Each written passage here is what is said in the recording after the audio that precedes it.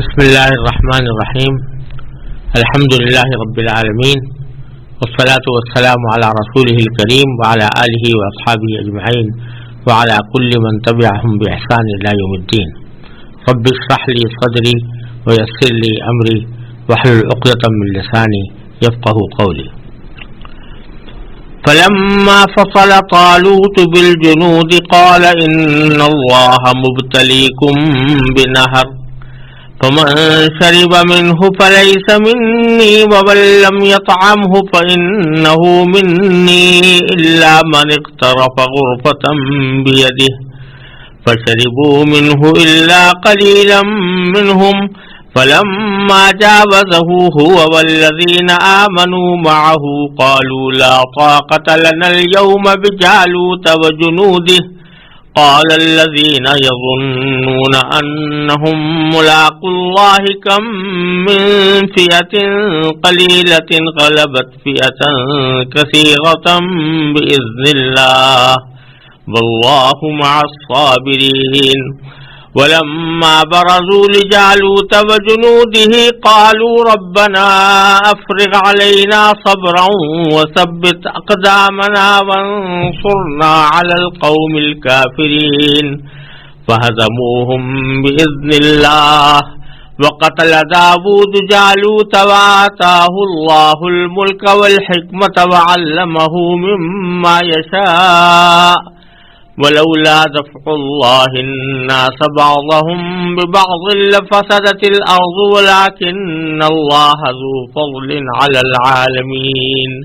تلك آيات الله نتلوها عليك بالحق وإنك لمن المرسلين. چنانچہ جب طالوت لشکر کے ساتھ روانہ ہوا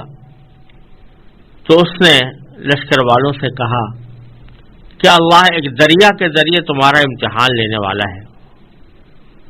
جو شخص اس دریا سے پانی پیے گا وہ میرا آدمی نہیں ہوگا اور جو اسے نہیں چکھے گا وہ میرا آدمی ہوگا الا یہ کہ کوئی اپنے ہاتھ سے ایک چلو بھر لے. پھر ہوا یہ کہ ان میں سے تھوڑے آدمیوں کے سوا باقی سب نے اس دریا سے خوب پانی پیا. چنانچہ جب وہ یعنی طالوت اور اس کے ساتھ ایمان رکھنے والے دریا کے پار اترے تو یہ لوگ جنہوں نے طالوت کا حکم نہیں مانا تھا کہنے لگے کہ آج جالوت اور اس کے لشکر کا مقابلہ کرنے کی ہم میں بالکل طاقت نہیں ہے. مگر جن لوگوں کا ایمان تھا کہ وہ اللہ سے جا ملنے والے ہیں انہوں نے کہا کہ نہ جانے کتنی چھوٹی جماعتیں ہیں جو اللہ کے حکم سے بڑی جماعتوں پر غالب آئی ہیں اور اللہ ان لوگوں کا ساتھی ہے جو صبر سے کام لیتے ہیں.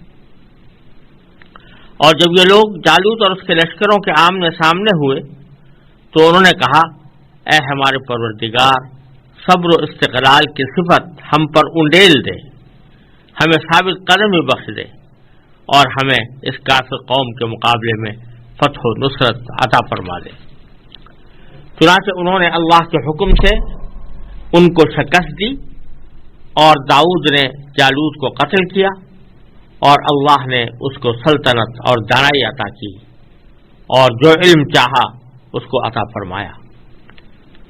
اگر اللہ کا لوگوں کا ایک دوسرے کے ذریعے دفاع نہ کرے تو زمین میں فساد پھیل جائے, لیکن اللہ تمام جہانوں پر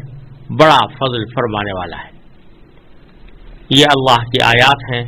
جو ہم آپ کے سامنے ٹھیک ٹھیک پڑھ کر سناتے ہیں اور آپ بے شک ان پیغمبروں میں سے ہیں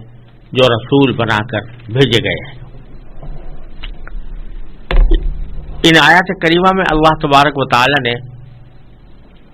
طالوت کے اس جہاد کا تذکرہ فرمایا ہے جو انہوں نے عمالقہ کے خلاف فلسطین کے اوپر قابض ہونے کے لیے فلسطین کے اوپر سے عمالقہ کے ناجائز قبضے کو ہٹانے کے لیے جو جہاد کیا تھا اس جہاد کی تفصیل اللہ تبارک و تعالیٰ نے ان آیات کریمہ میں بیان فرمائی ہے. پیچھے گزر چکا ہے کہ بنی اسرائیل نے خود حضرت سموئیل علیہ السلام سے یہ مطالبہ کیا تھا کہ کوئی بادشاہ ہمیں دیجیے جس کے جھنڈے تلے ہم جہاد کر سکیں۔ حضرت سموئیل علیہ السلام نے اسی وقت یہ اندیشہ ظاہر کیا تھا کہ پتہ نہیں تم لوگ جب بادشاہ آ جائے گا اور جہاد کا موقع آئے گا تو اپنے جیسے عہد پر قائم رہ سکو گے یا نہیں، اور اس وقت کہیں بزدلی تو نہیں دکھاؤ گے۔ چنانچہ ہوا یہ کہ جب روانگی ہوئی، طالوت جب روانہ ہوئے تو انہوں نے اس قوم کو آزمانے کے لیے، تاکہ جنگ کے اندر صرف وہی لوگ شامل ہوں جو صحیح معنی میں جہاد کے جذبے سے سرشار ہوں اور اللہ تبارک و تعالیٰ کے سامنے جوابدہی کا احساس رکھتے ہوں، اور ان میں یہ منافقین، چاہے اعتقادی منافقین ہو یا عملی منافقین ہو، وہ ہمارے لشکر میں موجود نہ رہیں۔ اس غرض سے انہوں نے ایک امتحان لیا، اور امتحان یہ لیا کہ جب ان سے کہا، لشکر والوں سے، سارے لشکر والوں سے کہا کہ ہم جب دریائے اردن کے پاس پہنچیں گے اور ہمیں آگے دریا پار کر کے حملہ کرنا ہے فلسطینیوں کے اوپر، تو دریائے اردن کے پاس جب پہنچیں گے تو یہ تمہارے لیے ایک آزمائش ہوگی، اور میں یہ بتلانا چاہتا ہوں کہ اللہ تبارک و تعالیٰ کی طرف سے یہ آزمائش تمہاری مقرر کی گئی ہے کہ جب اس دریا کے پاس پہنچو تو تم میں سے کوئی شخص اس میں سے پانی نہ پیے، اللہ یہ کہ ایک آدھ چلو ہاتھ سے لے کر پی لے تو اس کی گنجائش ہے، لیکن باقاعدہ برتن میں بھر کر پانی پینے کی ممانعت ہے۔ جو لوگ اس ممانعت کی پابندی کریں گے اور اس دریا سے پانی نہیں پئیں گے، وہ تو میرے لشکر میں شامل ہوں گے، اور جو لوگ کہ اس کی مخالفت کریں گے اس حکم کی اور پانی پی لیں گے، تو اس کا مطلب یہ ہوگا کہ وہ میرے ساتھ چلنے کے اہل نہیں ہیں اور وہ میرے لشکر میں شامل نہیں ہوں گے۔ تو پہلے حصے میں تو اللہ تعالیٰ نے یہ ان کی آزمائش کا ذکر کیا ہے۔ فلما فصل طالوت بالجنود، فصل کے معنی ہے روانہ ہونا کسی جگہ سے، تو جب طالوت اپنے لشکروں کو لے کر روانہ ہوئے تو قال، انہوں نے کہا، یعنی اپنے لشکر کے لوگوں سے کہا کہ ان اللہ مبتلیکم بنہر، بے شک اللہ تمہیں آزمانا چاہتا ہے یا تمہیں آزمانے والا ہے ایک دریا کے ذریعے۔ اور یہ جو اللہ تعالیٰ کی طرف آزمائش کی نسبت کی ہے وہ بظاہر اس لیے ہے کہ یہ آزمائش حضرت سموئیل علیہ السلام کے ذریعے اللہ تبارک و تعالیٰ نے ہی طالوت تک پہنچائی ہوگی کہ طالوت تم لوگوں سے یہ بات واضح کر دو کہ ہم ایک آزمائش کرنے والے ہیں، اور جو لوگ آزمائش میں پورے اتریں گے انہیں جہاد میں شامل کیا جائے گا۔ یہاں نہر کا نام نہیں لیا اللہ تعالیٰ نے، ایک دریا کا لفظ فرمایا، لیکن چونکہ جس جگہ کا واقعہ بیان ہو رہا ہے وہاں دریا ایک ہی ہے اور وہ دریا اردن ہے، تو اس لیے بظاہر اس سے مراد وہی ہے۔ فمن شرب منہ فلیس منی، تو جو شخص اس دریا سے پانی پیے گا تو وہ میرا آدمی نہیں ہوگا۔ ومن لم یطعمہ، اور جو اس کو نہیں چکھے گا، فإنہ منی، تو وہ میرے لشکر میں شامل ہوگا، میرا آدمی ہوگا۔ الا من اقترف غرفۃ بیدہ، سوائے اس کے کہ کوئی شخص اپنے ہاتھ سے ایک چلو بھر لے تو اس حد تک گنجائش ہے۔ فشربوا من، اب نتیجہ اندازہ کیا اس ساری آزمائش کے نتیجے میں واقعہ کیا ہوا، تو اگلی آیت میں اللہ تعالیٰ نے وہ بیان فرمایا فشربوا منہ الا قلیلا منہم، کہ سبھی نے پانی پی لیا، یعنی خوب ڈٹ کے پانی پیا، جس پانی پینے کو منع کیا گیا تھا، جس طرح پینے سے منع کیا گیا تھا اسی طرح پیا اور خوب ڈٹ کر پیا۔ الا قلیلا منہم، سوائے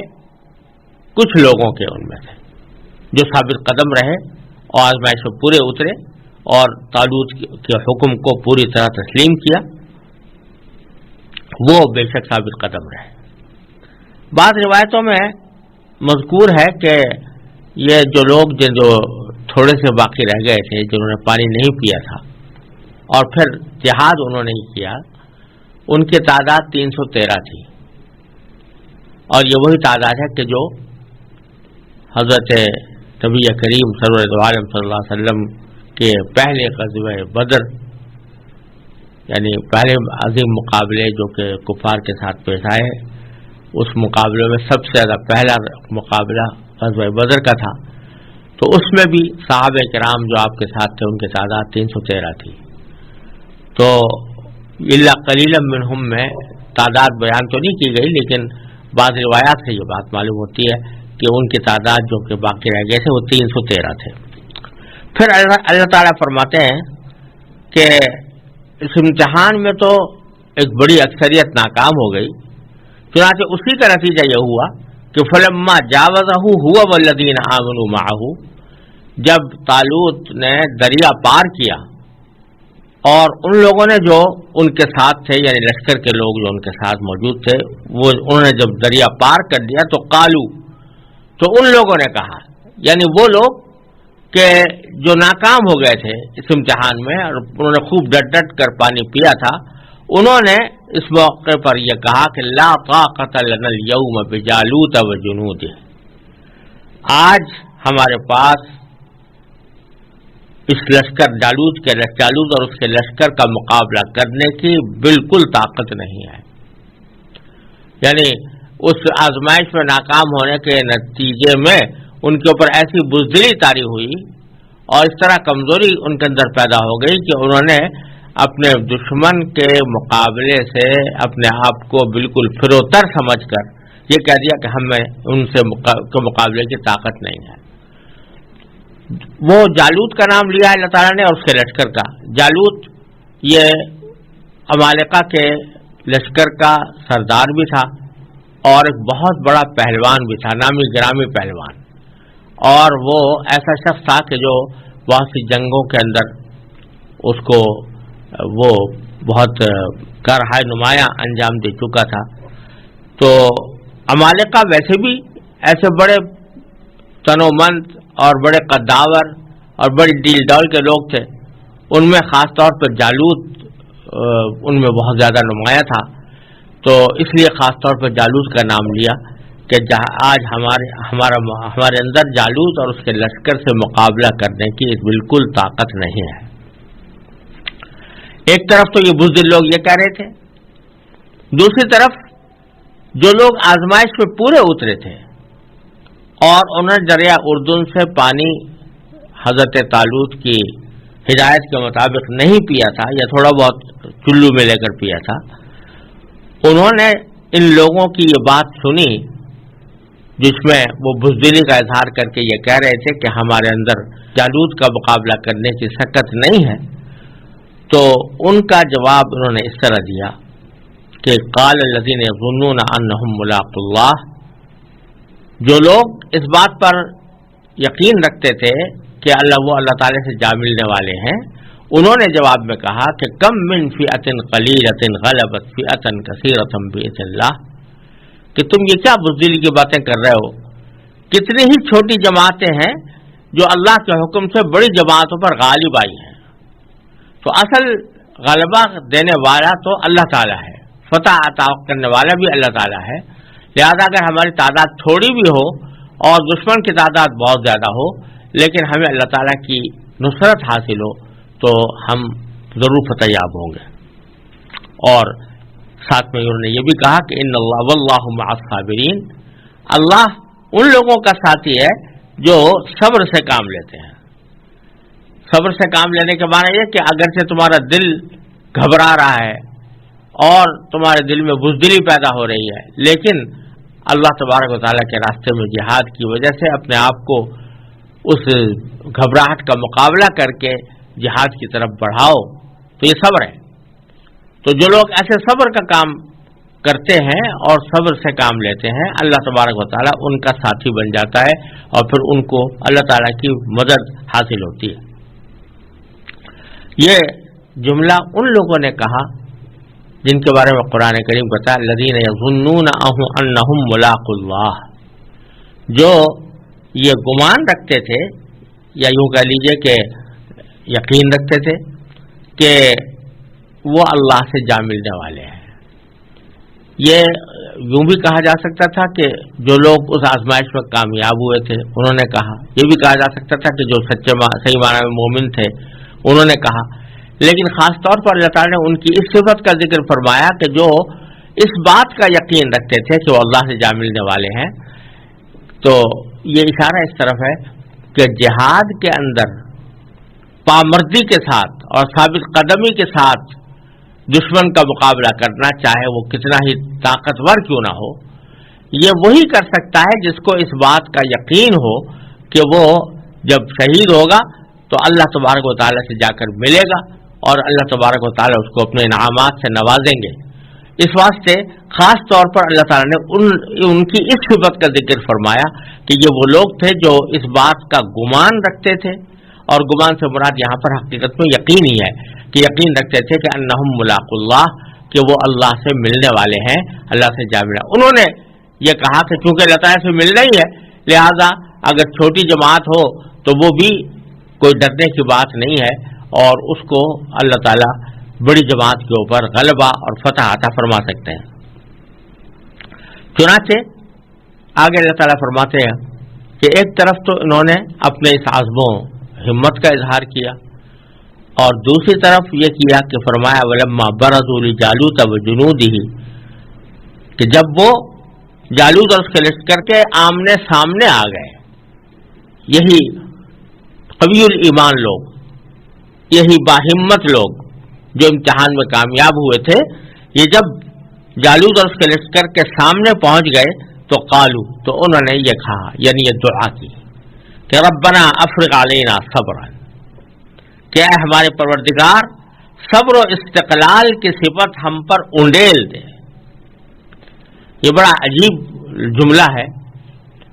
یعنی فرمایا کہ ہمیں صبر عطا فرما دیجئے، بلکہ لفظ یہ ہے کہ ہم پر صبر اور استقلال کی صفت ہم پر انڈیل دیجئے،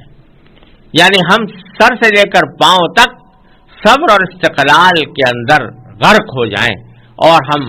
پورے کے پورے صبر استقلال کا مظاہرہ کریں، ایسی صفت ہمیں عطا فرما دیجئے۔ وثبت اقدامنا، اور ہمیں ثابت قدمی بخش دیجئے۔ وانصرنا علی القوم الکافرین، اور اس کافر قوم کے مقابلے میں ہمیں فتح و نصرت عطا فرمائیے۔ یہ ان لوگوں کا ذکر اللہ تعالیٰ نے اس طرح فرمایا ہے کہ ایک طرف تو انہوں نے عزم و ہمت کا مظاہرہ کیا اور اپنے عمل سے اس عزم و ہمت کا ثبوت بھی فراہم کیا کہ وہ بڑھتے چلے گئے، جالوت اور اس کے دشمن کے مقابلے پر بڑھتے چلے گئے۔ برزوا لجالوت وجنودہ، اس کے آمنے سامنے پہنچ گئے۔ عمل سے تو وہ وہاں تک انہوں نے یہ عمل اختیار کیا کہ اپنے عمل سے وہ اتنے طاقتور دشمن کے مقابلے میں جا کھڑے ہوئے۔ دوسری طرف اللہ تعالیٰ سے مدد طلب کی اور یہ کہا کہ اللہ ہمیں ثابت قدمی عطا فرما دیجئے، ہمارے صبر اور استقلال کی صفت انڈیل دیجئے،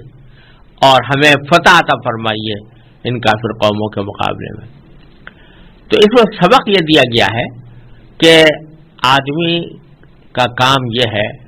کہ جب وہ کسی نیک مقصد کے لیے چلے یا جائز مقصد کے لیے چلے تو اپنے قدم تو اس طرف بڑھائے، اپنی طرف سے جتنا کچھ کر سکتا ہو وہ کرے، اور پھر اللہ تعالیٰ سے مانگے،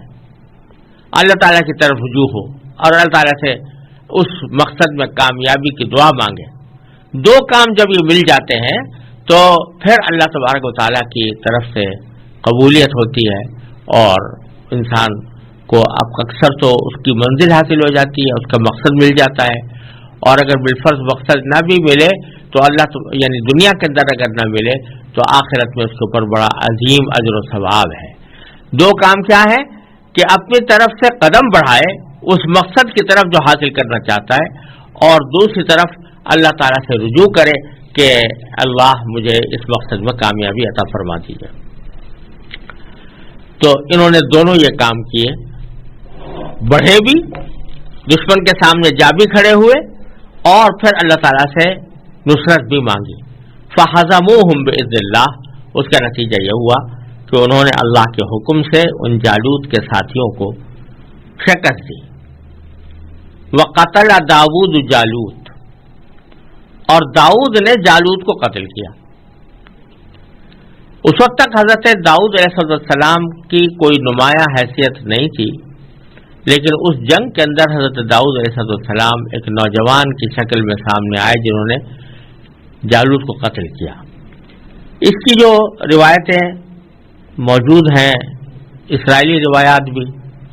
اور بائبل کے اندر بھی جو اس کی تفصیل آئی ہے، وہ یہ ہے کہ جالوت دشمن کی فوج کا بڑا قوی ہیکل سردار تھا۔ اس میں مذکور ہے کہ وہ کئی روز تک بنی اسرائیل کو چیلنج دیتا رہا کہ کوئی اس کے مقابلے کے لیے آئے، مگر کسی کو اس سے دو بدو لڑنے کی جرأت نہیں ہو رہی تھی۔ داؤد علیہ السلام اس وقت نوعمر نوجوان تھے، ان کے 3 بھائی جنگ میں شریک تھے، مگر وہ چونکہ سب سے چھوٹے تھے اس لیے اپنے بوڑھے والد کی خدمت کے لیے ان کے پاس رہ گئے تھے، جنگ میں شامل ہونے کے لیے نہیں آئے تھے۔ جب جنگ شروع ہوئے کئی دن گزر گئے تو ان کے والد نے انہیں اپنے 3 بھائیوں کی خیر خبر لینے کے لیے میدان جنگ بھیجا۔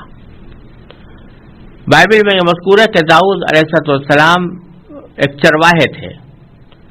اور جب ان کے 3 بھائی جنگ میں شامل ہونے کے لیے چلے گئے تو یہ اپنے والد کی خبر گیری کے لیے ان کے پاس رہے اور بکریاں چراتے رہے، لیکن جب کافی دن گزر گئے تو والد نے انہیں بھائیوں کی خیر خبر لینے کے لیے میدان جنگ بھیجا۔ یہ وہاں پہنچے تو دیکھا کہ جالوت مسلسل چیلنج دے رہا ہے اور کوئی اس سے لڑنے کے لیے آگے نہیں بڑھ رہا۔ یہ دیکھ کر انہیں غیرت آئی اور انہیں طالوت سے اجازت مانگی کہ وہ جالوت کے مقابلے کے لیے جانا چاہتے ہیں۔ وہ چونکہ بہت نوعمر تھے، عمر کم تھی، تو اس لیے شروع میں طالوت اور دوسرے لوگوں کو تردد ہوا کہ ان کو جالوت جیسے شخص کے مقابلے کے لیے بھیجنا چاہیے یا نہیں، لیکن ان کے اصرار پر انہیں اجازت مل گئی۔ اور بائبل میں کہیں یہ بھی مذکور ہے کہ انہوں نے کہا کہ میں ہوں تو چرواہا، لیکن میں جو بکریوں کے اوپر حملہ کرنے والے شیر ہوتے ہیں ان کے جبڑے نکال لیتا ہوں، تو اس واسطے آپ مجھے یہ نہ سمجھے کہ میں ان کا مقابلہ نہیں کر سکتا۔ تو انہوں نے اصرار کیا اور پھر طالوت نے ان کو جانے کی اجازت دے دی۔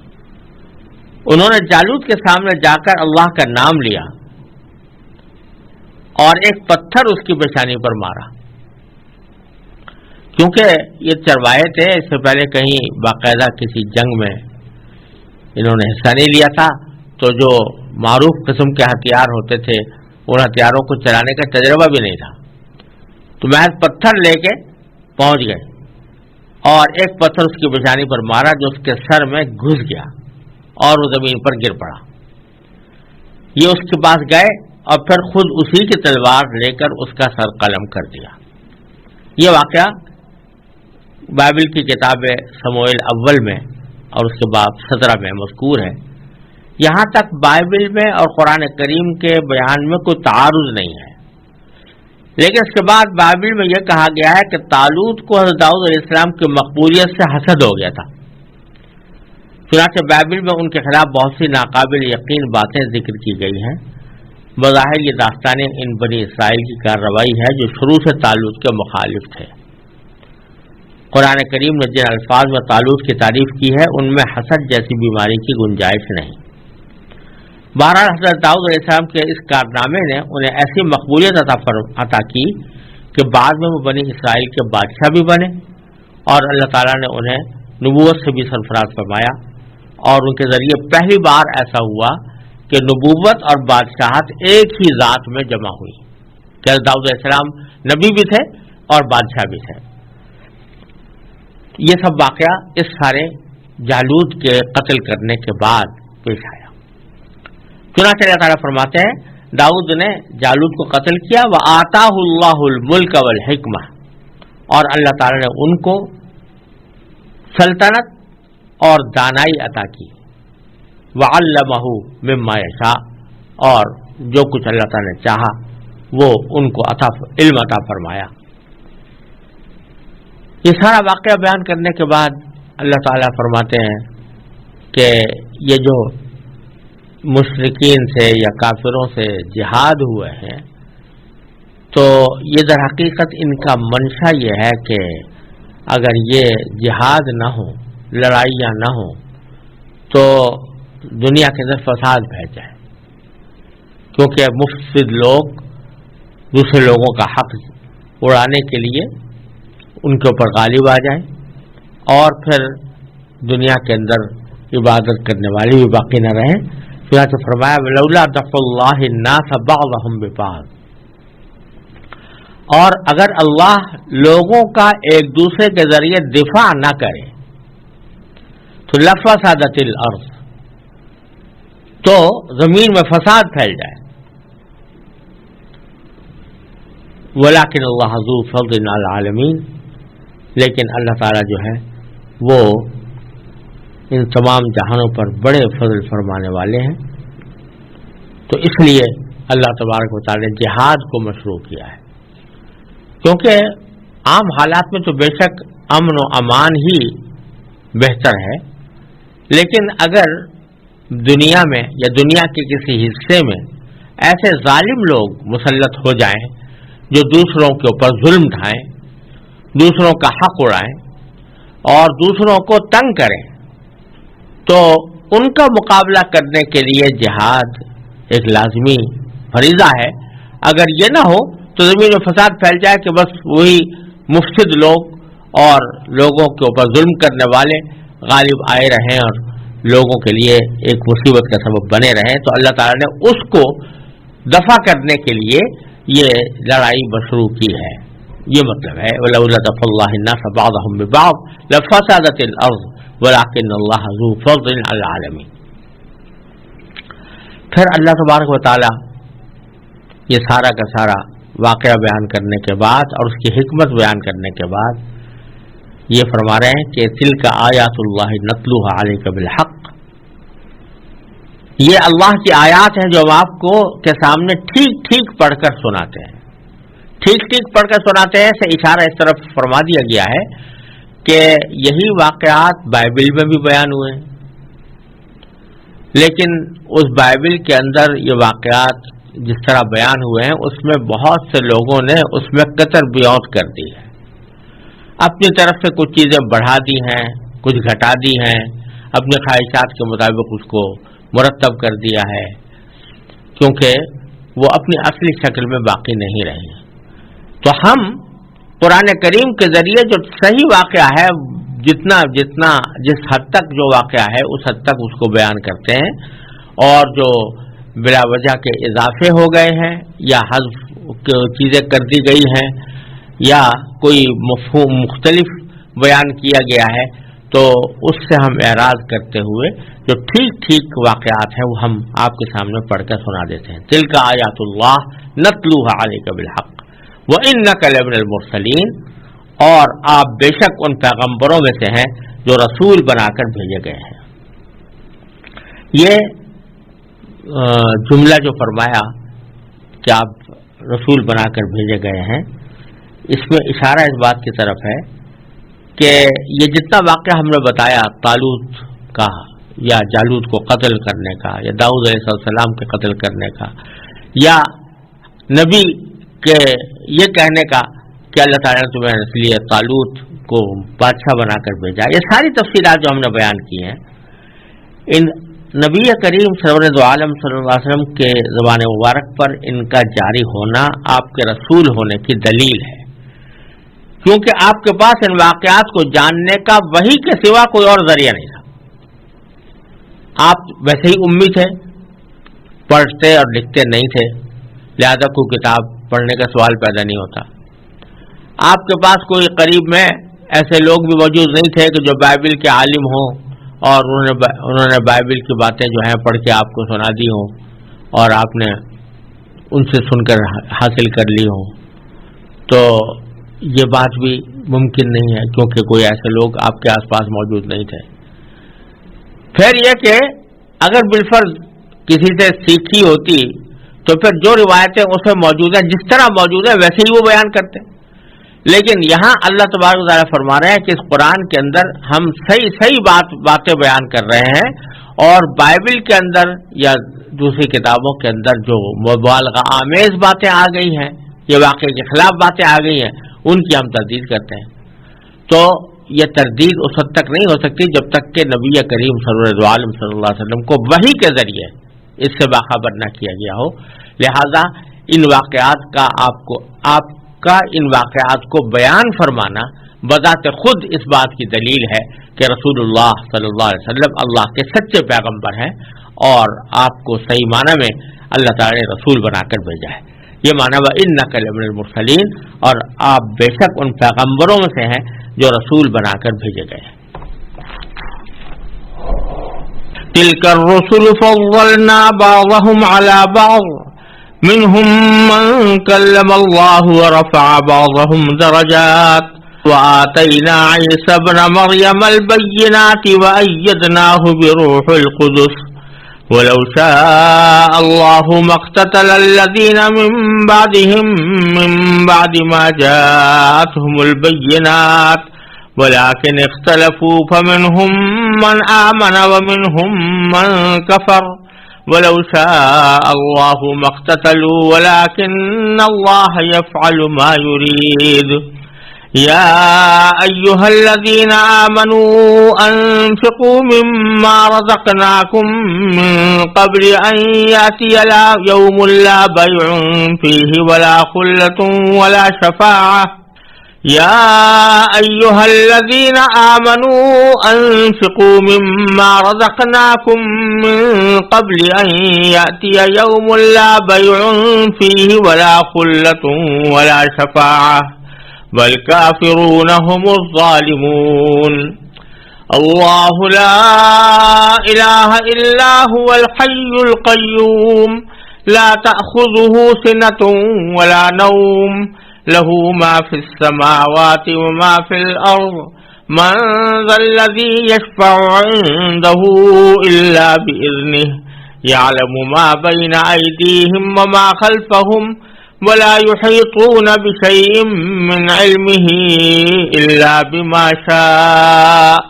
وَسِعَ كُرْسِيُّهُ السَّمَاوَاتِ وَالْأَرْضَ وَلَا يَئُودُهُ حِفْظُهُمَا وَهُوَ الْعَلِيُّ الْعَظِيمُ۔ یہ پیغمبر جو ہم نے بھیجے ہیں ان کو ہم نے ایک دوسرے پر فضیلت عطا کی ہے۔ ان میں سے بعض وہ ہیں جن سے اللہ نے کلام فرمایا، اور ان میں سے بعض کو اس سے بدر جہاں بلندی عطا کی، اور ہم نے عیسیٰ ابن مریم کو کھلی نشانیاں دیں اور روح القدس سے ان کی مدد فرمائی۔ اور اگر اللہ چاہتا تو ان کے بعد والے لوگ اپنے پاس روشن دلائل آ جانے کے بعد آپس میں نہ لڑتے، لیکن انہوں نے خود اختلاف کیا۔ چنانچہ ان میں سے کچھ وہ تھے جو ایمان لائے اور کچھ وہ جنہوں نے کفر اپنایا، اور اگر اللہ چاہتا تو وہ آپس میں نہ لڑتے، لیکن اللہ وہی کرتا ہے جو وہ چاہتا ہے۔ اے ایمان والو، جو رزق ہم نے تمہیں دیا ہے اس میں سے وہ دن آنے سے پہلے پہلے اللہ کے راستے میں خرچ کر لو، جس دن نہ کوئی سودا ہوگا، نہ کوئی دوستی کام آئے گی، اور نہ کوئی سفارش ہو سکے گی۔ اور ظالم وہ لوگ ہیں جو کفر اختیار کیے ہوئے ہیں۔ اللہ وہ ہے جس کے سوا کوئی معبود نہیں، جو سدا زندہ ہے، جو پوری کائنات سنبھالے ہوئے ہے، جس کو نہ کبھی اونگ لگتی ہے نہ نیند۔ آسمانوں میں جو کچھ ہے وہ بھی، اور زمین میں جو کچھ ہے وہ بھی، سب اسی کا ہے۔ کون ہے جو اس کے حضور اس کی اجازت کے بغیر کسی کی سفارش کر سکے؟ وہ سارے بندوں کے تمام آگے پیچھے کے حالات کو خوب جانتا ہے، اور وہ لوگ اس کے علم کی کوئی بات اپنے علم کے دائرے میں نہیں لا سکتے سوائے اس بات کے جسے وہ خود چاہے۔ اس کی کرسی نے سارے آسمانوں اور زمین کو گھیرا ہوا ہے، اور ان دونوں کی نگہبانی سے اسے ذرا بھی بوجھ نہیں ہوتا، اور وہ بڑا عالی مقام صاحب عظمت ہے۔ جیسا کہ پچھلی آیات کی تشریح میں عرض کیا گیا تھا، سورہ بقرہ کے اس آخری حصے میں دو چیزوں کا خاص طور پر بیان ہے، ایک جہاد اور ایک انفاق فی سبیل اللہ، یعنی اللہ تبارک و تعالیٰ کے راستے میں خرچ کرنا۔ اسی کی تاکید ان آیات میں زیادہ تر آیات جو سورہ بقرہ کی آنے والی ہیں ان میں فرمائی گئی ہے۔ البتہ بیچ میں کچھ باتیں جملہ معترضہ کہہ لیں یا کسی ضمنی فائدے کے لحاظ رکھتے ہوئے ارشاد فرمائی گئی ہے۔ پہلے تو یہ بات سمجھ لینی چاہیے کہ جو پیچھے احکام بیان ہوئے ہیں سورہ بقرہ کے اندر، وہ احکام اللہ تعالیٰ کی طرف سے عائد کیے گئے ہیں، اور ان احکام کی خلاف ورزی کا جو داعیہ کبھی انسان کے دل میں پیدا ہوتا ہے، اس کے دو ہی سبب ہوتے ہیں۔ کبھی اس کو اپنی جان محبوب ہوتی ہے، اس کی وجہ سے وہ اللہ تعالیٰ کے کسی حکم کی نافرمانی کرتا ہے، کبھی اس کو مال کی محبت ہوتی ہے جو اللہ تعالیٰ کی نافرمانی پر آمادہ کرتی ہے۔ لہذا ان دونوں کا علاج جہاد اور انفاق میں ہے۔ اللہ تعالیٰ کے راستے میں جہاد کرنے سے انسان کو اپنی جان کی محبت اللہ تعالیٰ کی محبت سے زیادہ نہیں رہتی، بلکہ اللہ تعالیٰ کی محبت جان کی محبت پر غالب آ جاتی ہے۔ اور انفاق فی سبیل اللہ، یعنی اللہ کے راستے میں خرچ کرنے کے نتیجے میں اللہ تبارک و تعالیٰ کی رحمت سے مال کی محبت دل میں کم ہوتی ہے، اور جب ان دونوں چیزوں کی محبت کم ہو تو اس کے نتیجے میں اللہ تعالیٰ کے احکام کے اوپر عمل کرنا نسبتاً آسان ہو جاتا ہے۔ اس لیے ان دو چیزوں پر زیادہ زور دیا گیا۔ جہاد پر زور دینے کے سلسلے میں اللہ تبارک و تعالیٰ نے ابھی طالوت کا واقعہ بیان فرمایا، طالوت اور جالوت کا، اور اس میں کس طرح اللہ تبارک و تعالیٰ نے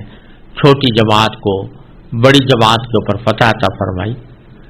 اور پھر بیچ میں اللہ تبارک و تعالیٰ نے نبی کریم سرور دو عالم صلی اللہ علیہ وسلم کی رسالت کا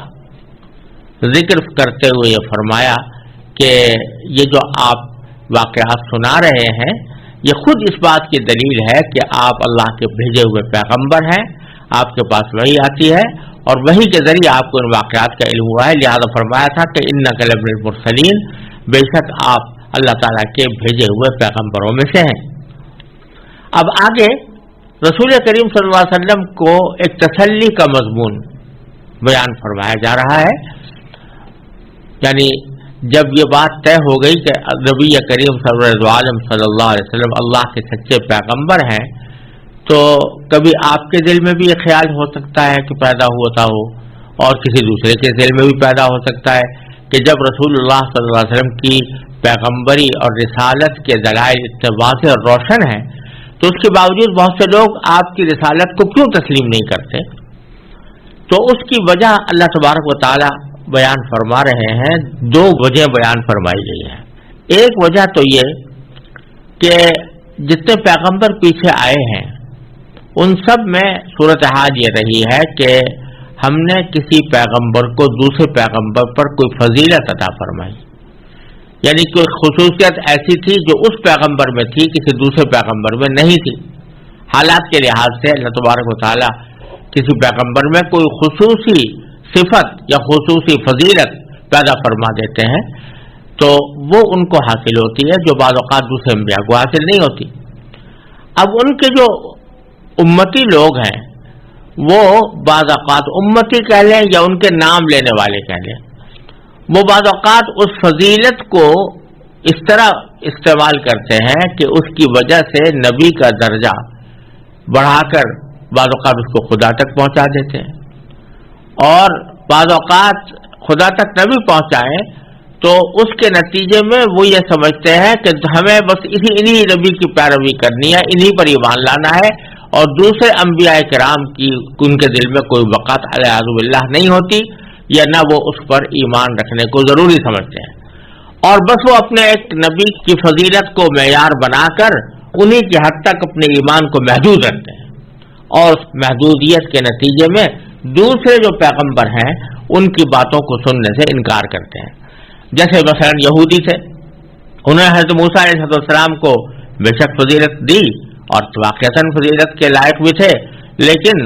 انہوں نے یہ سمجھ لیا کہ اب پھر حضرت موسیٰ علیہ السلام کے بعد کوئی اور پیغمبر نہیں آئیں گے، چنانچہ حضرت عیسیٰ علیہ السلام جب تشریف لائے تو ان کا انکار کر دیا، ان کی بات نہیں مانی، اپنا گروہ الگ بنا لیا۔ اسی طرح عیسیٰ علیہ السلام کے جو پیروکار تھے انہوں نے حضرت عیسیٰ علیہ السلام کو اپنا پیغمبر مان کر دوسرے پیغمبروں سے انکار کر دیا۔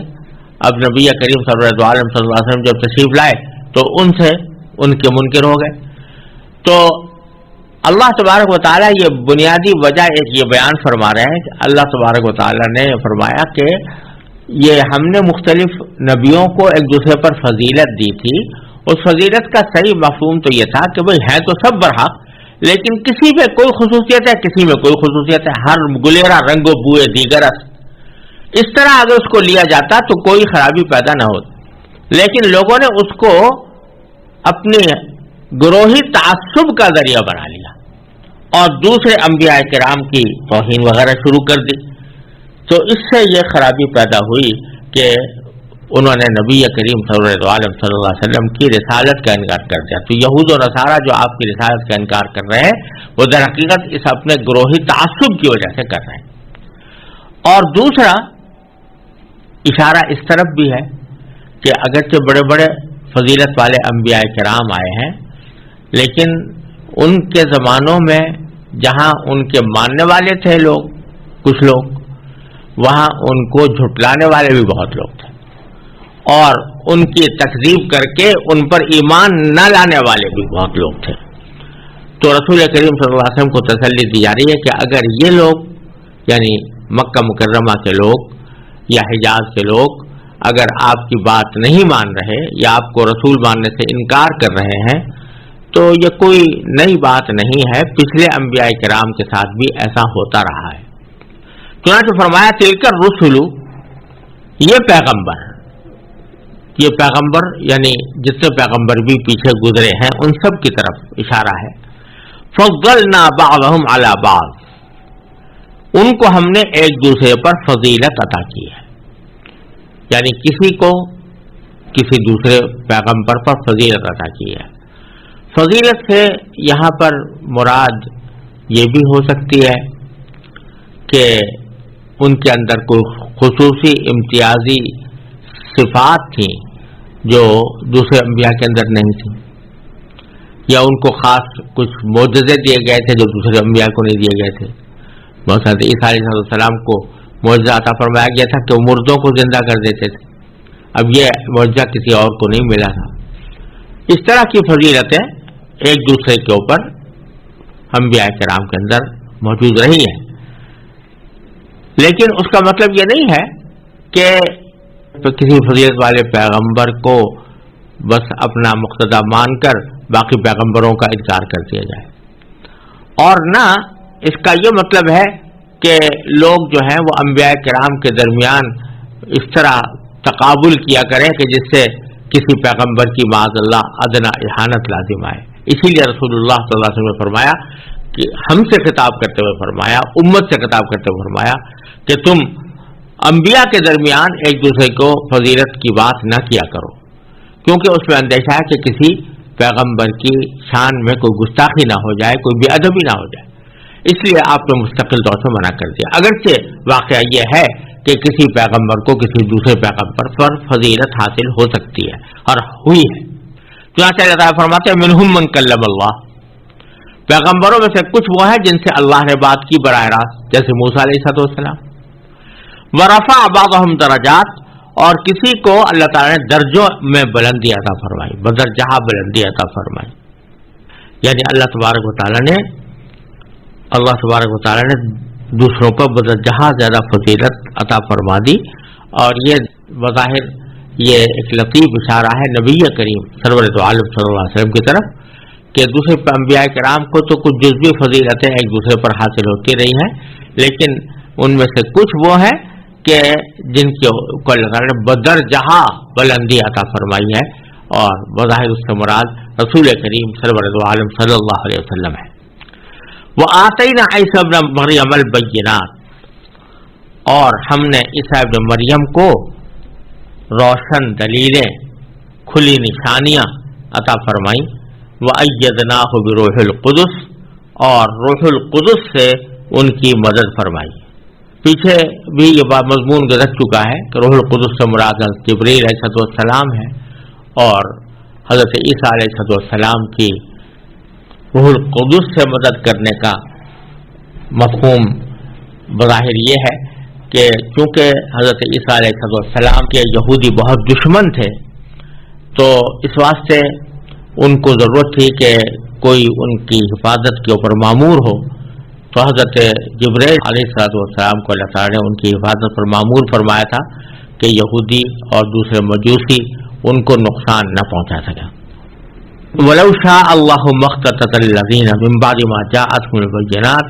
وَلَٰكِنِ اخْتَلَفُوا فَمِنْهُمْ مَنْ آمَنَ وَمِنْهُمْ مَنْ كَفَرَ۔ اب اللہ تعالیٰ فرما رہے ہیں کہ یہ جو لوگ تعصب کی وجہ سے آپ کی رسالت کا انکار کر رہے ہیں، تو یہ ایسا ممکن تھا کہ اللہ تبارک و تعالی ان کو مجبور کر دیتا کہ وہ حق بات کو مانیں اور رسول اللہ صلی اللہ علیہ وسلم کی رسالت کا اقرار کریں، اس پر ایمان لائیں۔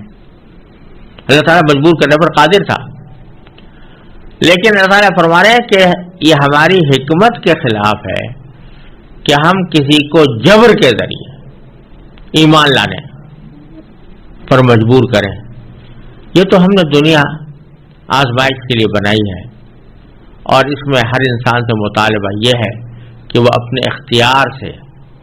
اپنی عقل اور سوچ سمجھ سے کام لے کر اللہ تعالیٰ پر ایمان لائے، اللہ کے رسولوں پر ایمان لائے اور ان کی باتوں کو مانے۔ اللہ تعالیٰ چاہتا تو بے شک یہ ہوتا کہ کوئی اختلاف ہی پیدا نہ ہوتا۔ جب سے آدم علیہ السلام پیدا ہوئے اس وقت سب لوگ ایک ہی دین کے اوپر ہوتے، لیکن اللہ تعالیٰ فرماتے ہیں کہ یہ انبیاء کرام کے جو پیروکار تھے یہ پھر کبھی آپس میں لڑتے نہیں، یہ ہو سکتا تھا، لیکن ہماری حکمت کے خلاف تھی یہ بات۔ اس واسطے ہم نے ان کو روشن دلیلیں تو دیں اور ان کو رہنمائی بھی فراہم کی، لیکن یہ ان کے اختیار پر چھوڑا کہ وہ آیا صحیح راستہ اختیار کرتے ہیں یا برا راستہ اختیار کرتے ہیں۔ تو اللہ تبارک و تعالیٰ فرماتے ہیں کہ وَلَوْ شَاءَ اللَّهُ مَا اخْتَتَلَ الَّذِينَ مِن بَعْدِهِمْ، اور اللہ چاہتا تو وہ یہ لوگ جو بعد میں آئے ہیں، انبیاء کرام کے بعد میں آئے ہیں، وہ اپنے پاس روشن دلائل آ جانے کے بعد من بعد ما جاءتهم البینات، وہ آپس میں نہ لڑتے، آپس میں نہ تو جنگ ہوتی، اس میں دونوں مفہوم داخل ہیں، جنگ بھی نہ ہوتی اور کوئی عقائد کا اختلاف بھی نہ ہوتا، سب کا ایک دین ہو جاتا۔ ولیکن اختلفوا، لیکن انہوں نے خود اختلاف کیا، فمنهم من آمن، تو ان میں سے کچھ وہ تھے جو ایمان لائے، ومنهم من کفر، اور کچھ وہ جنہوں نے کفر اپنایا۔ وَلَوْ شَاءَ اللَّهُ مَا اقْتَتَلُوا، دوبارہ فرمایا کہ اور اگر اللہ چاہتا تو یہ آپس میں نہ لڑتے، وَلَٰكِنَّ اللَّهَ يَفْعَلُ مَا يُرِيدُ، یہ وہی بات ہے جو قرآن کریم میں کئی جگہ فرمائی گئی ہے کہ اللہ تعالیٰ کی قدرت میں یہ تھا کہ وہ تمام انسانوں کو زبردستی ایمان لانے پر مجبور کر دیتا اور صورت و سب کا دین ایک ہی ہو جاتا، کوئی اختلاف بھی نہ ہوتا، کوئی جنگ بھی نہ ہوتی، لیکن اس سے وہ سارا نظام تلپٹ ہو جاتا جس کے لیے یہ دنیا بنائی گئی ہے اور انسان کو اس میں بھیجا گیا ہے۔ انسان کو یہاں بھیجنے کا مقصد اس کا یہ امتحان لینا ہے کہ اللہ کے بھیجے ہوئے پیغمبروں سے ہدایت کا راستہ معلوم کرنے کے بعد کون ہے جو اس ہدایت پر اپنی مرضی سے چلتا ہے اور کون ہے جو اس کو نظر انداز کر کے اپنی من گھڑت خواہشات کو اپنا رہنما بناتا ہے۔ اس لیے اللہ تعالیٰ نے زبردستی لوگوں کو ایمان پر مجبور نہیں کیا۔ یہ معنی ہے کہ وَلَٰكِنَّ اللَّهَ يَفْعَلُ مَا يُرِيدُ، اور لیکن اللہ تبارک و تعالی وہی کرتا ہے جو وہ چاہتا ہے۔ اب جیسا پیچھے عرض کیا تھا کہ اصل مضمون انفاق اور جہاد کی تاکید و ترغیب کا ہے، بیچ میں نبی کریم سرور عالم صلی اللہ علیہ وسلم کی رسالت کا ذکر آیا تھا اور اس کے بارے میں جو کوئی شبہ پیدا ہونا تھا اس کو اللہ تعالی نے پچھلی آیات میں رد فرما دیا کہ آپ تسلی رکھیں کچھ لوگ آپ کو مانیں گے، کچھ لوگ نہیں مانیں گے، یہی ہوتا چلا آیا ہے، اور اس کی وجہ سے آپ کو رنجیدہ ہونے کی ضرورت نہیں۔ اب پھر جو اصلی مقصود تھا انفاق اور جہاد، تو اس میں خاص طور سے انفاق کی طرف اللہ تبارک و تعالیٰ توجہ فرماتے ہوئے ارشاد فرماتے ہیں کہ یا ایھا الذین آمنو، اے ایمان والو، انفقوا، خرچ کرو۔ اور لفظی معنی تو اس مطلق خرچ کرنے کے ہیں۔ کوئی شخص اگر فرض کرو تعیش کی چیزیں خریدنے کے لیے اوپر پیسے خرچ کرتا ہے، اس کو بھی انفاق کی لغت کے اعتبار سے تو کہیں گے، لیکن قرآن کریم جب انفاق کا لفظ استعمال کرتا ہے تو بعض جگہ صراحت کے ساتھ اس کی تعین کر دی ہے کہ انفاق فی سبیل اللہ، اللہ کے راستے میں خرچ کرنا، اور بعض جگہ صراحت نہیں ہے لیکن مراد یہی ہے کہ وہ خرچ کرنا جو اللہ تبارک و تعالیٰ کی خوشنودی حاصل کرنے کے لیے ہو، جس میں کوئی کسی غریب کی مدد کی گئی ہو، جس میں کسی شخص کی دکھ درد میں انسان نے حصہ لیا ہو، یا جس کے نتیجے میں کوئی اجتماعی بھلائی پیدا کی گئی ہو، وہ انفاق ہے جو اللہ تعالیٰ کو محبوب ہے، اور یہی مراد ہے کہ ایمان والو خرچ کرو مما رزقناکم، اس مال سے جو ہم نے تمہیں دیا ہے۔ اس تعبیر میں اشارہ اس طرف ہے کہ یہ جو تم خرچ کرتے ہو، اگر کسی خیر کے کام میں، بھلائی کے کام میں خرچ کرتے ہو، یہ تمہارا کوئی احسان نہیں ہے، کیونکہ جو رزق بھی تمہارے پاس ہے، جو روپیہ پیسہ تمہارے پاس ہے، جو مال تمہارے پاس ہے، وہ سب اللہ کا دیا ہوا ہے۔ اگر اللہ تبارک و تعالیٰ اس میں سے کچھ حصہ کہیں خرچ کرنے کا حکم دے رہا ہے تو یہ اس کا عین حق ہے، تو وہ اللہ تعالیٰ کا دیا ہوا رزق جو ہے اس سے تم خرچ کرو۔ اب کوئی شخص یہ کہے کہ نہیں میں تو اپنی قوت بازو سے کمایا ہے، تو جواب اس کا یہ ہے صرف قوت بازو کے بل پر کوئی نہیں کما سکتا تھا۔ اگر فرض کرو کہ ایک شخص دکاندار ہے تو اس کا کام یہی تو ہے نا، دکان کھول کے بیٹھ جائے، لیکن گاہک کون بھیج رہا ہے؟ اگر سارے دن بیٹھا رہے اور گاہک کوئی نہ آئے تو دکان کھولنے سے اس کو کیسے رزق نصیب ہوگا؟ گاہک، اللہ تعالیٰ نے نظام ایسا بنایا کہ ایک کی ضرورت کو دوسرے کی ضرورت کے ساتھ وابستہ کر دیا ہے،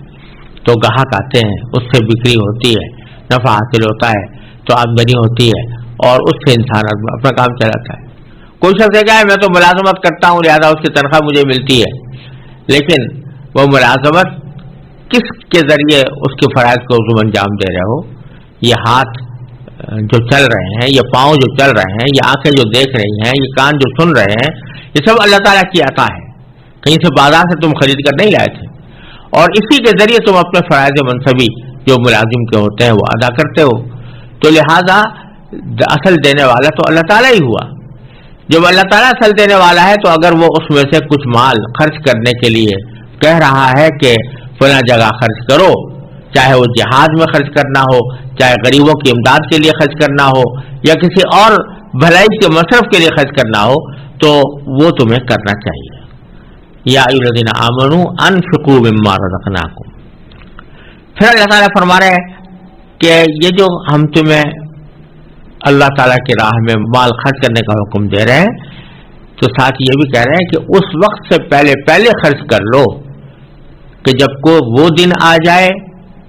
جس کے اندر نہ کوئی سودا ہوگا، نہ کوئی دوستی کام آئے گی، نہ کسی کی سفارش ہو سکے گی۔ مراد قیامت کا دن، قیامت کے دن آنے سے پہلے خرچ کر لو، کیونکہ جب قیامت کا دن آ جائے گا تو پھر تمہیں کچھ فائدہ نہیں پہنچ سکے گا، نہ کسی تمہارے مال سے تمہیں فائدہ پہنچ سکے گا، نہ کوئی سودا تم کر سکتے ہو کہ پیسے دے کر وہاں جنت خرید لو، اور نہ کوئی دوستی کام آ سکتی ہے کہ دوستی کی مد میں تم جنت میں چلے جاؤ، نہ کسی کی سفارش کام آ سکتی ہے کہ وہ سفارش کر کے تمہیں جنت میں پہنچا دے، جب تک کہ تمہارے اعمال خود اپنے ٹھیک نہ ہو، اور جب تک تمہارا اپنا نام اعمال وزنی نہ ہو، اس وقت تک تم جنت میں داخل نہیں ہو سکو گے۔ تو اس وقت کے آنے سے پہلے یہاں پر خرچ کر لو، تو اس سے تمہارا ذخیرہ آخرت کے اندر انشاءاللہ جمع ہوتا رہے گا۔ والکافرون هم الظالمون، اور ظالم وہ لوگ ہیں جو کفر اختیار کیے ہوئے ہیں، انہوں نے سرے سے یہ ماننے سے انکار کر دیا ہے کہ مرنے کے بعد کوئی دوسری زندگی آنے والی ہے، اور اس وقت کے لیے کوئی تیاری کرنی چاہیے. لہذا چونکہ وہ اس بات سے منکر ہوئے بیٹھے ہیں، لہذا اس آخرت کی زندگی کے لیے کوئی تیاری کرنے کے لیے بھی آمادہ نہیں ہے، تو وہ بڑے ظالم لوگ ہیں. آگے اللہ تبارک و تعالی نے اپنی توحید کی ایک عظیم آیت، جسے آیت الکرسی کہا جاتا ہے، وہ نازل فرمائی ہے. اور اس کا پچھلی آیت سے کچھ ربط یہ ہے کہ اللہ تعالیٰ نے اس آیت میں یہ فرمایا تھا آخرت میں یا قیامت کے دن کسی کی سفارش کام نہیں آئے گی. یہ در حقیقت مشرکین کے اس عقیدے کی تردید تھی کہ جس میں وہ مشرکین اپنے بتوں کو، اپنے دیوتاؤں کو یہ کہتے تھے کہ ہؤلاء شفاعنا عند اللہ، یہ اللہ کے ہاں ہماری سفارش کریں گے، ہم ان کی عبادت اس لیے کرتے ہیں، ان کے آگے سر اس لیے جھکاتے ہیں، ان کو ہم اپنا معبود اس لیے قرار دیتے ہیں کہ یہ اللہ کے ہاں جا کر ہماری سفارش کریں گے.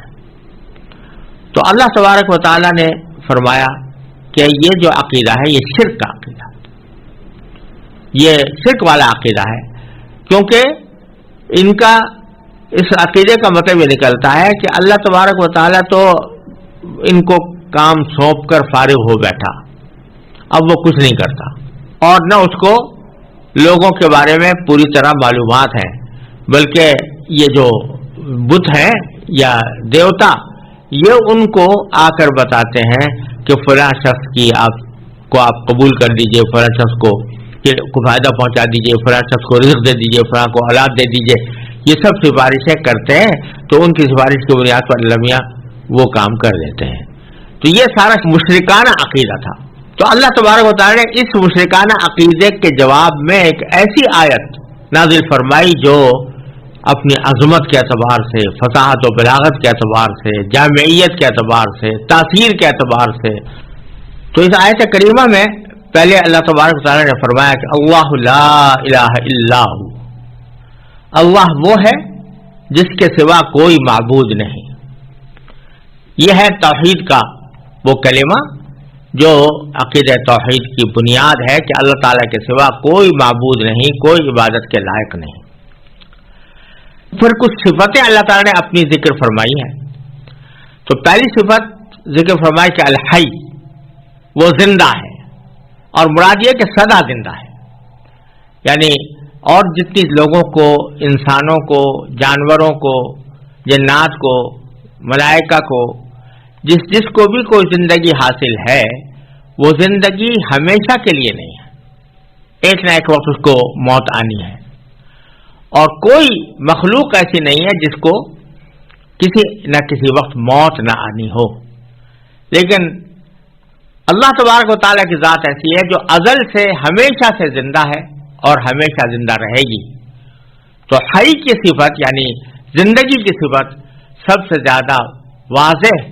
اور صحیح معنی میں زندگی کا مظہر وہ اللہ تبارک و تعالی کی ذات اقدس ہے، اور اس کے سوا کوئی بھی حقیقت میں سدا زندہ کہلانے کے لائق نہیں. دوسری صفت جو ذکر فرمائی وہ القیوم. القیوم کا ترجمہ ہم نے کیا کہ جو کائنات کو سنبھالے ہوئے ہے، اور اصل میں یہ لفظ جو ہے یہ نکلا ہے قیام سے، اور قائم کہتے ہیں کھڑے ہونے والے کو، اور قیوم اور قیام اسی کے مبالغے کا صیغہ ہے، اور ان کے معنی ہے جو خود بھی قائم رہے اور خود قائم رہ کر دوسروں کو قائم رکھے اور دوسروں کو سنبھالے رکھے. تو جب اللہ تبارک و تعالیٰ کے لیے لفظ قیوم استعمال کیا جاتا ہے تو یہ اس کے معنی یہ ہے کہ یہ اللہ تعالیٰ کی وہ خاص صفت ہے جس میں کوئی مخلوق شریک نہیں ہو سکتی، کیونکہ جو چیزیں خود اپنے وجود اور بقا میں کسی دوسرے کی محتاج ہوں وہ کسی دوسری چیز کو کیا سنبھال سکتی ہیں. لہذا کائنات کو سنبھالنے والے ذات تو صرف اللہ تبارک و تعالیٰ کی ہے،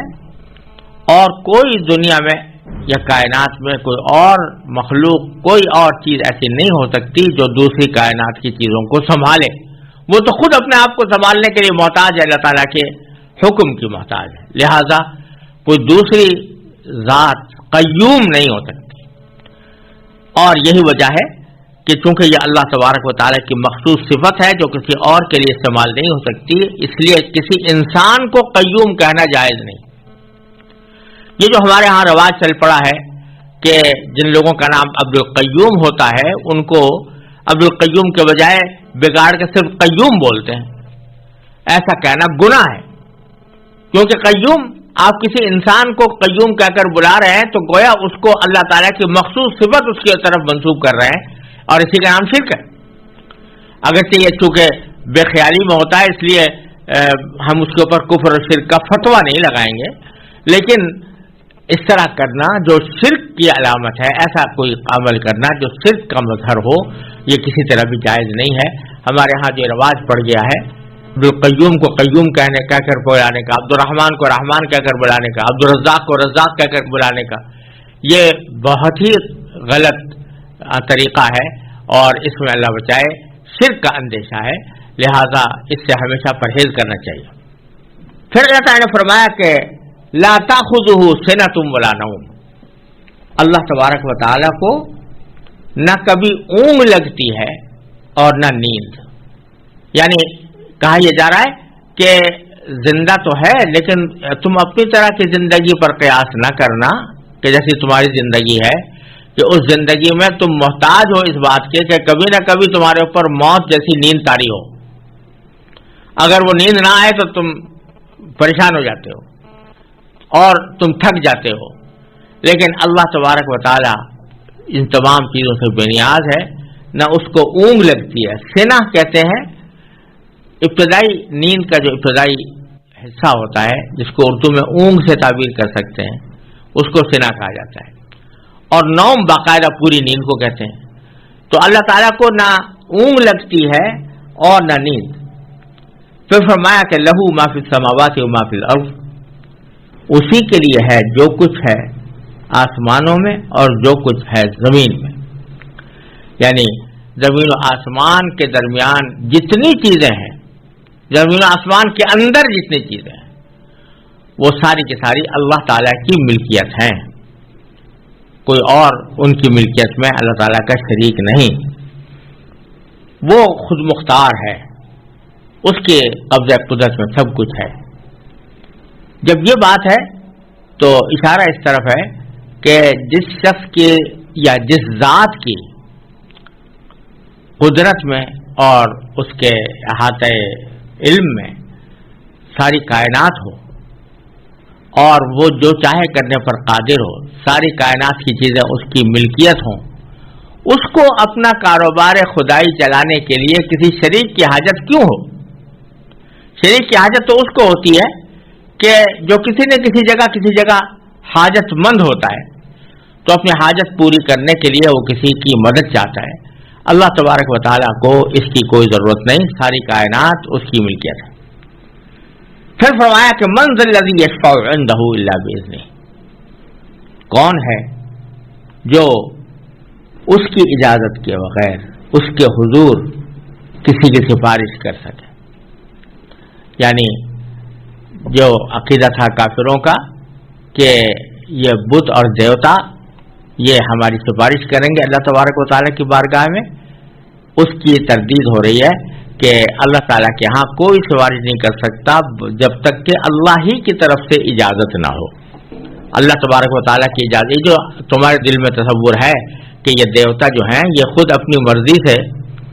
اللہ تعالیٰ کے ہاں سفارش کر دیں گے اور اللہ تعالیٰ ان کی ناز برداری کرتے ہوئے ان کی سفارش قبول کر لیں گے، یہ خیال غلط ہے۔ اللہ تعالیٰ کے ہاں کوئی سفارش اللہ تعالیٰ کی اجازت کے بغیر نہیں کر سکتا۔ ہاں جن کو اللہ تعالیٰ خود ہی حکم دے دے، اجازت دے دے، جیسے پیغمبروں کو بعض مرتبہ اجازت دی جائے گی اور نبی کریم سرورت عالم صلی اللہ علیہ وسلم کو شفاعت کا منصب عطا فرمایا جائے گا، تو یہ در حقیقت اللہ تبارک و تعالیٰ ہی کی طرف سے ایک انداز کرم ہے اپنے بندوں کے اوپر، کہ اس انداز کرم کے تحت اللہ تبارک و تعالیٰ نے کسی کو بندوں کی سفارش کی اجازت عطا فرما دی، اس کے تحت وہ سفارش کرتے ہیں۔ ایسا نہیں ہے کہ اللہ تبارک و تعالیٰ کو تو پتہ نہیں تھا کہ یہ شخص آیا قابل معافی ہے یا نہیں ہے، یہ جنت کے لائق ہے یا نہیں ہے، اور پیغمبر کے کہنے سے اللہ تبارک و تعالیٰ نے اس کو جنت میں داخل کر دیا، اس کی مغفرت کر دی، بلکہ اللہ تعالیٰ کے علم ازلی میں ہے ہر شخص کے بارے میں کہ کون شخص جنتی ہے، کون شخص اللہ تبارک و تعالیٰ کے یہاں مقبول اور مقرب ہے، اور کس کی مغفرت کرنی ہے اللہ تعالیٰ خوب جانتے ہیں۔ لیکن ایک انداز کرم ہے کہ براہ راست وہ مغفرت اور رحمت کا معاملہ کرنے کے بجائے اس کو نبی کریم صلی اللہ علیہ وسلم کی یا کسی اور پیغمبر کی شفاعت پر موقوف کر دیا کہ یہ سفارش کریں گے تو ہم یہ کرم فرما دیں گے۔ تو سفارش کرنے والے کا بھی اعزاز ہے، اس میں سفارش کرنے والے کا بھی اکرام ہے، اور ساتھ ہی جس شخص کے ساتھ معاملہ ہو رہا ہے اس کو نبی کریم صلی اللہ علیہ وسلم اور دوسرے پیغمبروں کے ساتھ محبت اور الفت اور تعلق خاطر کا بھی پیدا کرنے کا ایک ذریعہ ہے۔ لیکن یہ وہ شفاعت نہیں ہے جو دیوتاؤں کی سفارش کا عقیدہ جاہلیت کے اندر تھا کہ یہ لوگ اللہ کی مرضی کے برالرغم بھی سفارش کر دیں گے اور وہ سفارش اللہ کے ہاں مقبول ہوگی۔ تو فرماتے ہیں کہ کون ہے جو اللہ تعالیٰ کے ہاں حضور سفارش کر سکے مگر اس کی اجازت سے۔ یعلم ما بین ایدیہم وما خلفہم، اللہ تعالیٰ جانتا ہے بندوں کے تمام آگے پیچھے کے حالات، بندوں کے تمام آگے پیچھے کے حالات جانتا ہے۔ یہ بات اس سیاق میں اسی معنی میں بظاہر کہی جا رہی ہے کہ سفارش عموماً اس موقع پر ہوتی ہے دنیا میں کہ مثلا ایک صاحب اقتدار ہے، اس کو کسی کے حالات کا علم نہیں ہے، پتہ نہیں ہے کہ یہ آدمی نیک ہے یا اچھا ہے یا اس کی مدد کرنی چاہیے یا اس کو کوئی اچھا منصب دینا چاہیے، کوئی عہدہ دینا چاہیے، اس کو تو پتہ نہیں ہے۔ اب اس کا کوئی مقرب شخص آ کر اس کے پاس کہتا ہے کہ میں فلاں بندے کی سفارش کرتا ہوں کیونکہ یہ میری نظر میں اچھا آدمی ہے اور اس میں عہدے کی صلاحیت رکھتا ہے، تو وہ اس کے کہنے کی بنیاد پر جانتا ہے، علم اس کو اس سے حاصل ہوتا ہے، خود اس کا علم کچھ نہیں ہوتا۔ لیکن تو سفارش کی ضرورت ایسے موقع پر پیش آتی ہے، اس کو تو دھیان تھا نہیں اصل آدمی کو،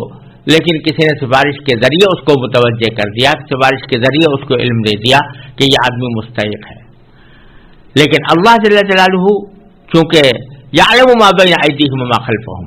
انسانوں کے تمام آگے پیچھے کے حالات کو خوب جانتا ہے، اس واسطے اس کو کسی کی سفارش کی حاجت ہی نہیں کہ اس کو فیصلہ کرنے کے لیے کسی آدمی کی سفارش کی ضرورت ہو کہ وہ بتائے کہ فلاں آدمی مستحق ہے فلاں غیر مستحق ہے۔ تو ایک طرف تو اللہ تبارک و تعالیٰ کا علم یہ ہے کہ ما بین ایدیہم وما خلفہم، اللہ تعالیٰ ان کے آگے پیچھے کے حالات کو خوب جانتا ہے۔ ولا یحیطون بشیء من علمہ الا بما شاء، اور لوگ اس کے علم کی کوئی بات اپنے علم کے دائرے میں نہیں لا سکتے سوائے اس بات کے جسے وہ خود چاہے۔ یعنی ایک طرف اللہ تعالیٰ تو تمام مخلوقات کی ہر بات سے واقف ہے، لیکن کوئی مخلوق یا کوئی انسان یا جن اس بات کا دعویٰ نہیں کر سکتے کہ وہ اللہ تبارک و تعالیٰ کا جو علم ہے اس سے واقف ہے، بلکہ اللہ تعالیٰ کے علم کا کوئی احاطہ نہیں کر سکتا۔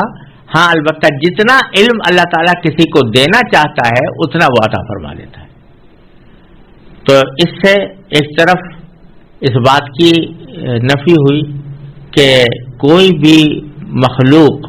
عبادت کے لائق نہیں ہے، ایک تو اس بات کی نفی ہوئی، دوسرے اس بات کی نفی ہوئی کہ بعض لوگ انسانوں کی طرف ایسے علم کی نسبت کر دیتے ہیں جو اللہ تعالیٰ کی خاص صفت ہے، علم غیب اللہ تعالیٰ کی خاص صفت ہے، اس کو انسانوں کی طرف منسوب کر دیتے ہیں۔ تو اللہ تعالیٰ فرماتے ہیں کہ یہ علم غیب کسی کو نہیں ہو سکتا، کوئی مخلوق اللہ تعالیٰ کے علم کا احاطہ نہیں کر سکتی الا بما شاء، ہاں جتنا اللہ تعالیٰ دینا چاہتا ہے وہ دے دیتا ہے۔ تو اپنے انبیاء کرام کو غیب کی باتوں میں سے جتنی باتیں اللہ تبارک و تعالیٰ دینا چاہتے ہیں وہ اپنے انبیاء کرام کو عطا فرما دیتے ہیں۔ ذالک من انباء الغیب نوحیہ الیک، فرمایا قرآن کریم میں کہ غیب کی خبریں ہیں جو ہم آپ کو وحی کے ذریعے بتا رہے ہیں۔ تو اللہ تبارک و تعالیٰ یہ غیب کی خبریں اپنے انبیاء کو عطا فرماتے ہیں جتنی چاہتے ہیں، اور حضور نبی کریم صلی اللہ علیہ وسلم کو ایسی بے شمار خبریں اللہ تعالیٰ نے عطا فرمائی، اور اللہ تعالیٰ نے اپنے فضل و کرم سے اتنا علم چاہا وہ نبی کریم صلی اللہ علیہ وسلم کو عطا فرمایا. لیکن یہ بات واضح ہے کہ وہ اللہ تعالیٰ کے علم کے مقابلے میں کسی بھی مخلوق کا علم کوئی نسبت نہیں رکھتا. اور دوسرا یہ کہ اللہ تعالیٰ ہی جس کو چاہتا ہے جتنا چاہتا ہے علم عطا فرماتا ہے. کوئی شخص یا کوئی ذات یا کوئی مخلوق اپنے طور پر کوئی علم حاصل نہیں کر سکتی. پھر فرمایا وسع کرسیہ السماوات والارض. اللہ تعالیٰ کی کرسی آسمانوں اور زمین کو کی وسعت رکھتی ہے، یعنی سارے آسمان اور سارے زمین کو اس نے گھیرا ہوا ہے. یہ کرسی کیا چیز ہے، اس کی حقیقت تو اللہ تبارک و تعالی ہی بہتر جانتے ہیں. یہاں تو اتنی بات فرمائی ہے کہ سارے آسمان اور زمین کو اس نے گھیرا ہوا ہے، اور چونکہ اللہ تبارک و تعالی اٹھنے بیٹھنے کی جو صفات ہوتی ہیں مخلوق کی اس سے بے نیاز ہیں، اور نہ کسی جگہ کے محتاج ہیں، نہ کسی بیٹھنے کے آلے کے محتاج ہیں. لہذا اس کرسی کے وہ معنی تو ہو نہیں سکتے جو دنیا کے اندر معنی ہوتے ہیں کہ آدمی اس کے اوپر بیٹھتا ہے. تو اس کا حقیقی کیفیت کیا ہے اس کرسی کی، اور اس کی کنہ کیا ہے، اس کا ادراک در حقیقت انسانی عقل سے بالا تر ہے. اس لیے ہم اس کے بارے میں کوئی تفصیل نہ جان سکتے ہیں نہ بیان کرتے ہیں. البتہ مستند روایات حدیث سے اتنا معلوم ہوتا ہے کہ عرش اور کرسی دونوں بہت عظیم الشان جسم ہے جو تمام آسمان اور زمین سے بدر جہاں بڑے ہیں. اب ان کی کیفیت کیا ہے اور کیا ان کی شکل اور حیات کیا ہے، یہ جاننے کا ہمارے پاس کوئی راستہ نہیں. بعض حضرات نے یہاں کرسی سے مراد باری تعالیٰ کا اقتدار بھی لیا ہے، اور مراد یہ ہے کہ اس کا اقتدار تمام آسمان اور زمین کو محیط ہے، اس کو اپنی وسعت میں لیے ہوئے ہے. تو یہ معنی بھی کچھ بعید نہیں ہے، لیکن روایات سے معلوم ہوتا ہے کہ کرسی بذات خود ایک جسم ہے. جس طرح عرش ایک جسم ہے اسی طرح کرسی بھی ایک جسم ہے، اور اس کی کیفیت اللہ تعالیٰ ہی بہتر جانتے ہیں. ولا یؤودہ حفظہما، اور فرمایا کہ ان دونوں کی نگہبانی سے اسے ذرا بھی بوجھ نہیں ہوتا. لا یؤودہ، عاد یعود عودن کے معنی ہے کسی کو بوجھل بنا دینا. تو حفظہما یعنی ان دونوں چیزوں کی نگرانی، نگہبانی، آسمان اور زمین کی نگہبانی، وہ اللہ تعالیٰ کو ذرہ برابر بھی بوجھل نہیں بناتی. یعنی اس کی حفاظت اور نگرانی سے اللہ تعالیٰ کو کوئی تھکاوٹ نہیں ہوتی، کوئی تعب نہیں ہوتا. وَهُوَ الْعَلِيُّ الْعَظِيمُ، اور وہی ذات اللہ تعالیٰ کی ذات بڑی عالی مقام ہے. علی کے معنی عالی مقام، اور عظیم کے معنی صاحب عظمت. تو اللہ تعالیٰ کی ذات بڑی عالی مقام ہے اور بڑی عظمت والی ہے.